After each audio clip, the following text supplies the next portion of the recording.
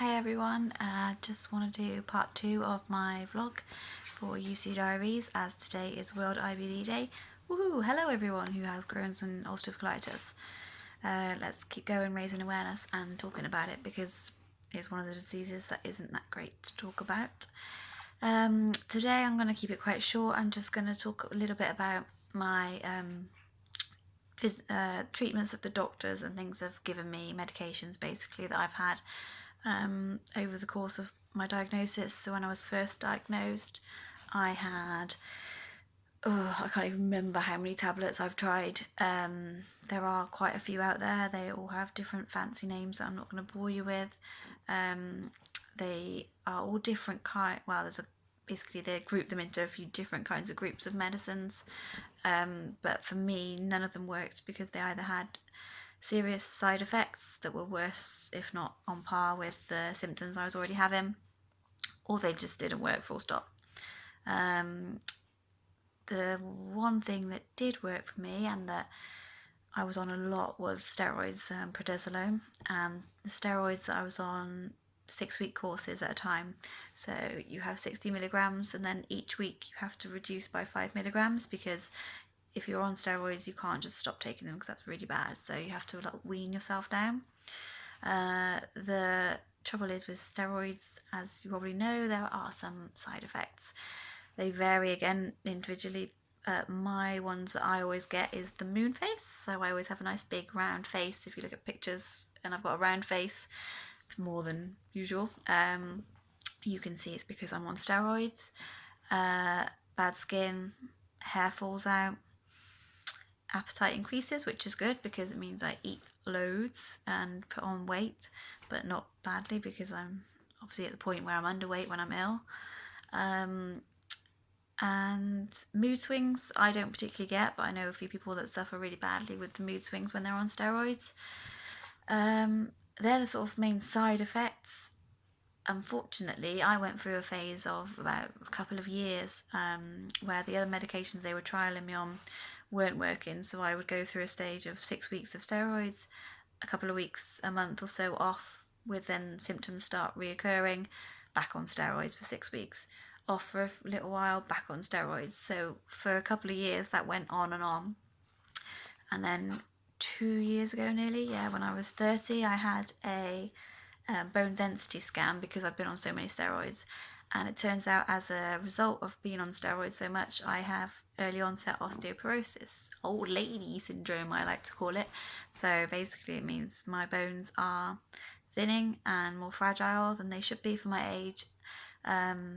It's not permanent, it's not undoable, they can't undo it completely, but it's not reversible basically. But it does, I'm taking calcium supplements, vitamin D, and I have not been on steroids until now, since that was nearly 2 years ago. So I've done really well to not go on steroids since then.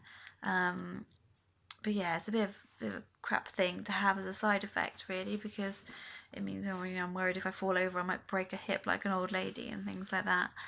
But yeah, that's quite a common side effect of regular courses of steroids.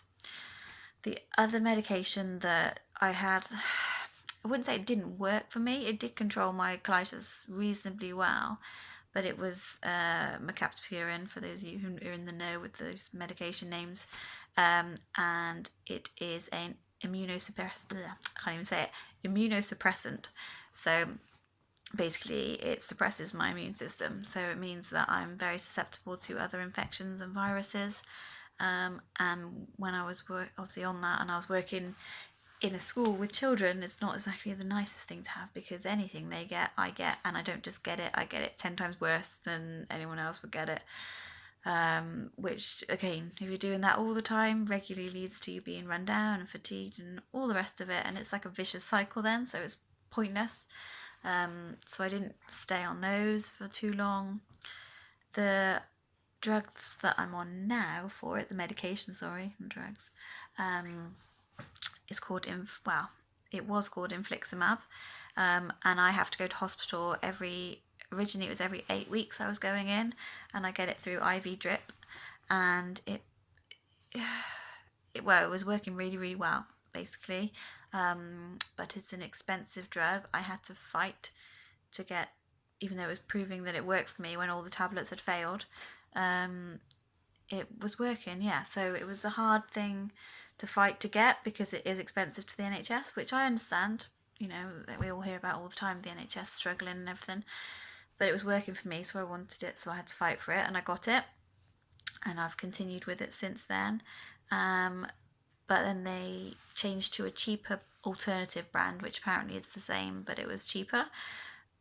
Only I don't think it was, because my symptoms of my colitis were coming back sooner. So instead of having to go 8 weeks, they've upped me to now every 6 weeks. So every 6 weeks, I go and get to spend a morning in a hospital, get some needles stuck in my arms, and have to have my medication through a drip.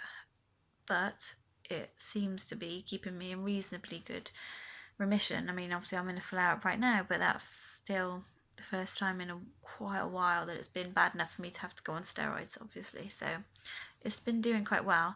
The downside is now that, as they've talked about, I saw my IBD nurse this week for an emergency appointment, and she said, you know, the trouble with infliximab and these other medications is you can build up antibodies to them.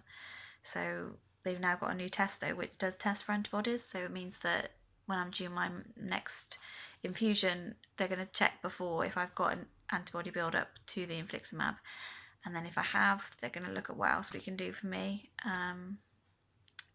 But yeah, it's been pretty good for me, so that's a positive one. Oh, the other one I missed out, of course, the joyfulness, because I wonder why I missed it out, was when tablets aren't working, and if you're inflamed in that area, they give you enemas. Always a joy when you get given the enema prescription. Steroid enemas and other various versions of them. But, you know, it's not something anyone wants to have to do, really. But if it works, it works. I've never had done it long enough for it to work, I guess. Maybe some people would argue. That's because it's never been something I felt it, you know, to me, if I'm directing it to the source like that, it should work straight away. And if it doesn't, then I'm not going to keep doing it. But luckily, I've had a lovely partner who's been very supportive when I have had to do it. And they'll say, oh, you know, they don't mind when I go, I'm just going up to bed 5 minutes early. You know, or for your bum medicine. Yes, my bum medicine. That's what we like to call it. But it's fine, you know, you got to, like I said, laugh and joke about these things. But I know a lot of people who do really well on the enemas, but it's not something I particularly have found beneficial. Like I said, the infliximab infusions, going into hospital, getting it through IV seems to work quite well for me, and that's what I'm sticking with for now. But I'll leave it there. I've kind of bored you with all the medical side of things. Next time I'm going to talk about more of my alternative ways of dealing with symptoms that I have and things that I've done and what I've found worked and what hasn't worked and what I'm looking forward to trying. So happy World IBD Day, everyone, and see you soon. Bye.